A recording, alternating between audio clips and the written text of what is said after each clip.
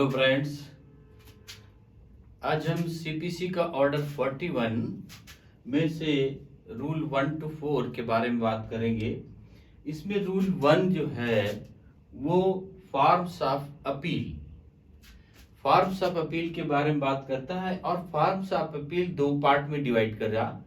पहला है what to company memorandum और दूसरा है कंटेंट्स ऑफ मेमोरेंडम।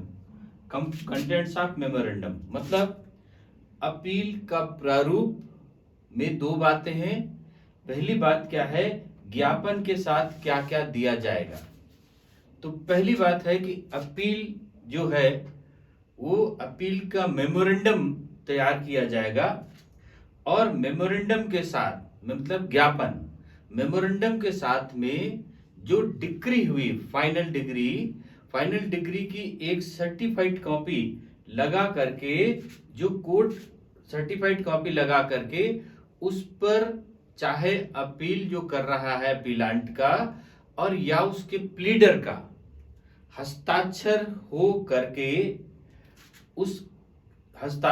करके उस मेमोरेंडम के साथ कोर्ट का जो ऑफिसर होगा जो अपील फाइल करने के लिए अपील एक्सेप्ट करने के लिए अपील को कोर्ट में दर्ज करने के लिए लेगा उसे हम देंगे।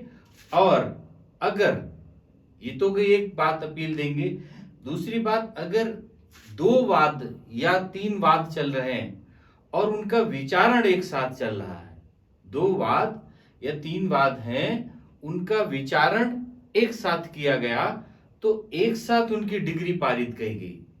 वाद कितने हैं? दो हैं, डिग्री एक है, तो उनमें से अपील अलग अलग फाइल अगर होती हैं तो जरूरी नहीं कि उसकी जो डिग्री है उसकी कॉपी दो लगाई जाए, उसकी एक कॉपी लगा करके फॉर्म्स ऑफ जो मेमोरेंडम है वो अलग अलग बना करके उसको फाइल किया जा सकता है।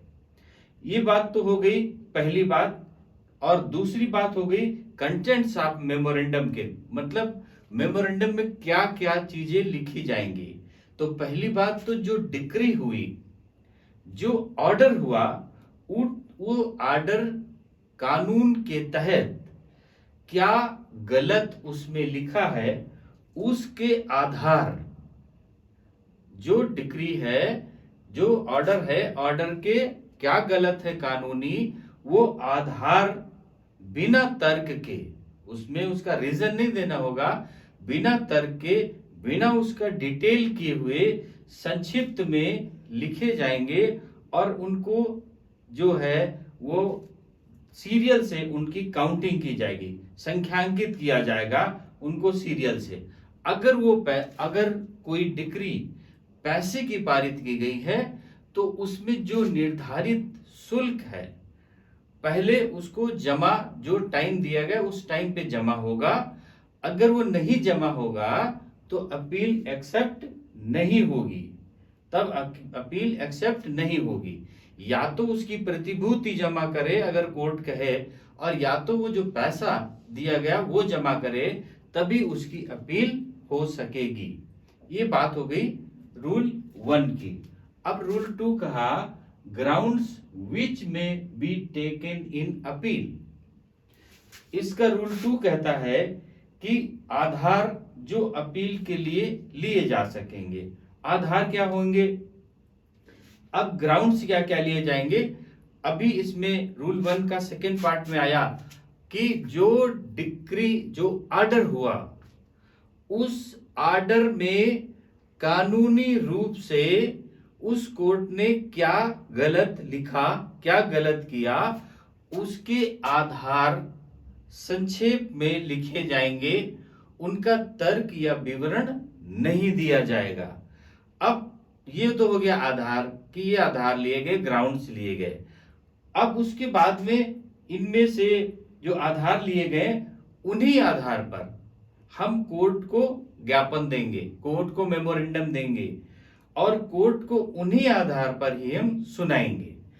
उस आधार से भिन्न कोई बात हम कोर्ट के समक्ष नहीं रख सकते जो उस मेमोरेंडम में नहीं लिखा। लेकिन कोर्ट चाहे तो अलग आधार बोल सकती है, पर वह तभी डिसाइड होगा जब अपोजिट पार्टी उस पर जो आधार अलग से कोर्ट ने कहा उस पर वह पर्याप्त कारण, पर्याप्त समय उसको मिल जाए, उस पर वो सुना सके। अब इसमें कहा कि न्यू ग्राउंड पर तभी सुनाएगा जब उसका अपोजिट पार्टी उस पर पूरी अपनी बात रख चुकी होगी, तभी वो नया ग्राउंड पर सुनवाई करेगा। अब ये बात हो गई रूल 2 कि ग्राउंड कौन कौन से टेकन किए जाएंगे, कौन कौन से ग्राउंड लिए जाएंगे। अब बात आती रूल 3 की। रूल 3 कहता है रिजेक्शन और अमेंडमेंट ऑफ मेमोरेंडम। अभी रूल 2 में कहा कि अपील का मेमोरेंडम का जो फॉर्म्स होगा वो क्या है रूल 1 में, और ग्राउंड क्या लिए जाएंगे रूल 2 में हो गया। अब रूल 3 में कहा कि अपील पर जो कब रिजेक्ट किया जाएगा, कब मेमोरेंडम हो जाएगा। अगर अपील उस रीति से नहीं लिखी गई जो हमारे फॉर्म 1 में बताया, रूल 1 में बताया या रूल 2 में बताया, या उसका पैसा नहीं जमा किया गया, अगर ऐसा है तो कोर्ट उसको रिजेक्ट कर सकता है या उसमें संशोधन करने का, अमेंडमेंट करने का आदेश दे सकता है, और आदेश दे करके या तो उस अपील को वापस कर सकता है या अमेंडमेंट के लिए प्रार्थना पत्र देने पर अमेंडमेंट का अलाउ कर सकता है। अगर अमेंडमेंट अलाउ करता है तो अपीलांट उसमें अमेंडमेंट करेगा और जो कोर्ट ऑफिसर है वो उसको हस्ताक्षरित करेगा, पहले अपीलांट, फिर वो एक्सेप्ट करने पर कि उसमें संशोधन किया गया, तभी उसमें लिखा जाएगा। और अगर कोर्ट उसको अपील को रिजेक्ट करती है तो उसका कारण लिखेगी कि उस अपील में क्या ऐसा था जिसकी वजह से उसमें रिजेक्ट किया गया। अब रूल 3 ये कहता है application for condonation of delay. Rule 3 कहता है अगर अपील फाइल करने में कोई विलंब हो गया, अपील सपोज करते 30 डेज के भीतर फाइल करना था और हमारे 31 डेज हो गए हैं, या हमारे 1.5 महीना हो गया है, 2 महीना हो गया है, तो जो डिले हुआ उस पर कारण, उचित कारण देते हुए एफिडेविट के साथ में अपील के मेमोरेंडम के साथ दिया जाएगा, और पहले कोर्ट उस पर अपोजिट पार्टी को नोटिस देगा। अपोजिट पार्टी को सूचना देने के बाद पश्चात उस जो डिले हुआ, डिले या कंडोनेशन के लिए सुनवाई करेगा। और जब तक डिले ऑफ कंडोनेशन पर सुनवाई नहीं हो जाती, डिसाइड नहीं हो जाता, तब तक उस अपील के किसी भी बिंदु पर सुनवाई नहीं होगी। सपोज करते हैं कि एग्जीक्यूशन के लिए जो अपीलांट सुनाना चाहता है, तो पहले उसको जो डिले हुआ, डिले पर सुनाना होगा। जब डिले डिसाइड हो जाएगा तभी उस पर जो एग्जीक्यूशन के लिए है अपील में केस स्टे कर दिया जाए, तभी उस पर वो सुनवाई करेगा। अब रूल 4 इसका कहता है वन ऑफ सेवरल प्लेंटिफ्स और डिफेंडेंट्स में obtain several of whole decree where it proceeds on grounds common to all. क्या कहा कि अगर किसी ऐसे डिक्री या ऑर्डर में, ऐसे वाद में जिसमें कई वादी हैं या कई प्रतिवादी हैं, और कई प्रतिवादियों में से या कई वादियों में से एक या दो अपील करते हैं, सब मिलकर के अपील नहीं करते, तो इन्होंने कहा कि अगर पूरे दावे के बारे में जो ऑर्डर है वो सब के बारे में अगर लिखते हुए अपील फाइल करी जाती है, तो कोर्ट उस पर सारे लोगों के लिए डिसीजन एक साथ सुना सकता है।